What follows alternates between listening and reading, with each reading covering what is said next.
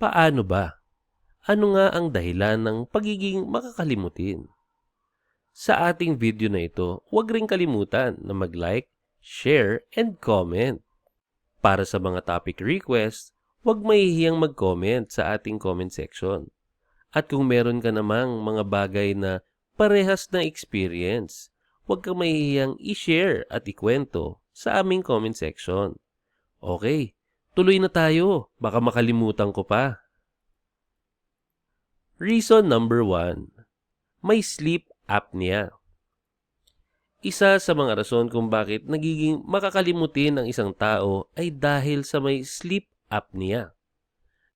Nagkukulang sa oxygen ang utak kapag may sleep apnea na nagdudulot ng bad effect sa memory at thinking ability.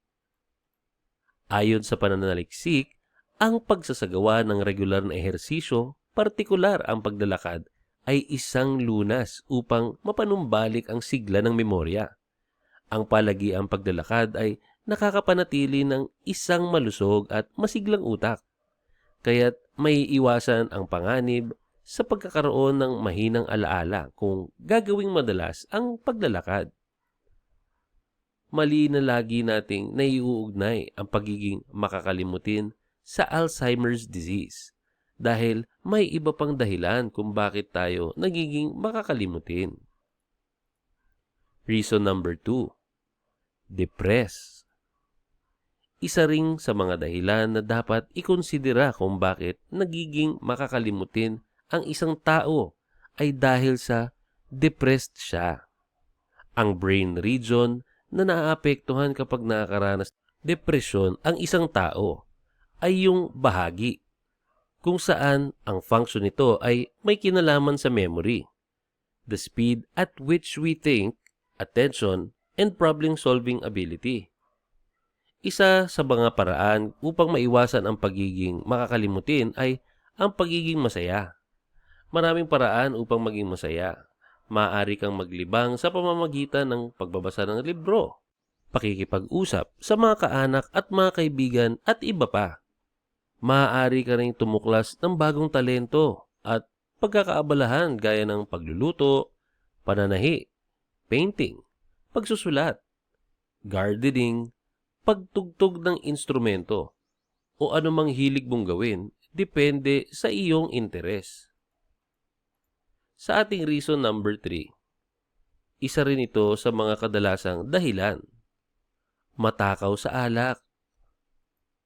Ang pagiging palainom rin ay isa sa mga posibleng dahilan kung bakit nagkakaroon ng sakit na pagiging makakalimutin ang isang tao. Dahil sa labis na pag-inom ng alak, naapektuhan nito ang ating utak. Alam naman natin na walang mabuting maidudulot ang masamang bisyo sa ating katawan. Nagbibigay lamang ito ng sakit na maaaring makaperwisyo sa ating kalusugan. Kaya naman, kung ayaw mong maging makakalimutin, iwasan ang pagiging matakaw sa alak. Uminom lamang ng tama at balanse. Ika nga, drink moderately. Sa ating pang-apat na rason, may matagal ng sakit. Naranasan mo na ba ang magpaikot-ikot sa loob ng kwarto, kusina, o sala dahil sa paghahanap sa isang bagay na hindi mo maalala kung saan mo nailagay? Malimit ba na may nakakaligtaan kang gawin dahil nawala sa isip mo? Dumarating na rin ba ang mga oras na hirap ka nang alalahanin ang mga pangalan, lugar at pangyayari na naganap sa buhay mo? Alam naman natin na hindi ito madalas mangyaring noong medyo bata-bata pa tayo. Kaya sinasabi mo lang sa sarili mo na matanda ka na kasi. Kaya napapansin mong nagiging makakalimutin ka na. Ngunit isa rin sa mga dahilan kung bakit nagiging makakalimutin ng tao ay dahil sa may matagal ng sakit, kagaya ng diabetes, alta presyon, high cholesterol, thyroid, liver, kidney, at kahit simpleng urinary tract infection. Reason number 5. Pag-inom ng gamot na may side effect. May iniinom tayong gamot na may side effect sa memory kagaya ng antihistamine, depression drugs at anticholinergic drugs. Ito yung mga gamot sa vertigo, asthma, cystitis, insomnia, sinus bradycardia, at kung ano-ano pa na pwedeng maging dahilan para hindi mag-function ang utak natin ng normal. Kaya upang hindi lumala ang pagiging makakalimutin, huwag kalimutan na mag-like and subscribe. Ngayon, pwede nyong i-share itong video na ito. At huwag kalimutan na ituloy itong video na ito. Huwag nating kalimutan na kahalagahan ng wastong pagkain at nutrisyon na kailangan ng utak upang ito'y magtrabaho ng tama. Sa mga pagkakataong ito, ang mga pagkaing mayaman sa vitamin E, A at C ay tumutulong upang maiwasan ang mga sakit na may kinalaman sa pagiging ulyanin. Ang mga bitaminang ito ay makukuha sa mga pagkain tulad ng strawberry, duhat, prunes, spinach, broccoli, talong, dalanghita, at mga uri nitong citrus fruits, avocado, green tea, saging, kalabasa, oats, salmon, tuna, at iba't ibang uri ng fruits. Sa ating reason number 6, ito ang madalas na biruan kapag marami kang nakakalimutan. Matanda na. Ang tao ay normal na papunta sa pagtanda, ngunit alam nyo ba na hindi normal na maging makakalimutin ka habang tumatanda ang isang tao?